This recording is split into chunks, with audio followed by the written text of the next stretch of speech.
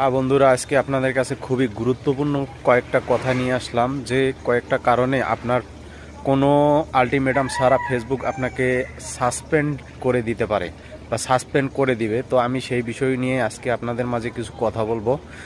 তো সবাই ভিডিওটা দেখবেন, মনোযোগ দিয়ে শুনবেন। প্রথম 1 নাম্বার কারণ, ফেসবুকে ভিডিওর মাধ্যমে বা কোনো পিকচারের মাধ্যমে কোনো রকম আগুন দেখানো যাবে না। আগুন দেখালে আপনার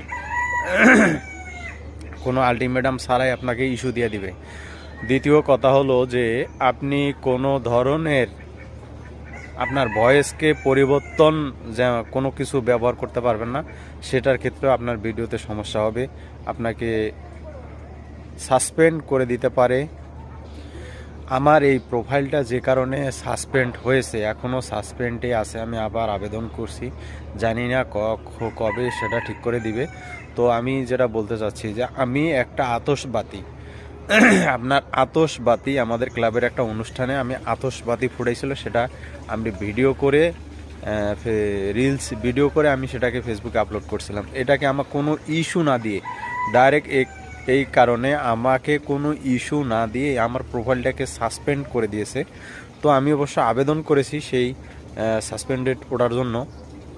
দেখা যাক, জানি না ফেসবুক কবে আমার এই প্রোফাইলটা ঠিক করে দিবে। তো বন্ধুরা, আপনাদের উদ্দেশ্যে আমি এটা বলতেছি যে আপনারা এ ধরনের কোনো আগুন, কোনো বাচ্চার কান্না, এ ধরনের, আমি এই জায়গায় ভিডিও করি, আমার প্রোফাইলটা সাসপেন্ডেড হওয়ার কিছু কারণ আছে। আমি এই জায়গায় ভিডিও করি সাইডে বাসায়। এর আগে আমি এখানে ভিডিও করছিলাম, পরে আমি একটা ভিডিওতে আমার বাচ্চার কান্না ছিল তো সেই ভিডিওটাতে আমার আসছে, নোটিফিকেশন আসছে ওই ভিডিওটাতে, কিন্তু এর আগেই আমার প্রোফাইলটা সাসপেন্ড হয়েছে শুধু আগুন ব্যবহার কারণে। তো সেখানে বাচ্চার একটা কান্নার আওয়াজ ছিল, আমি ভিডিওটা ছাড়ার সময়ও আমি এটা খেয়াল করি নাই, এটা আমার ভুল ছিল।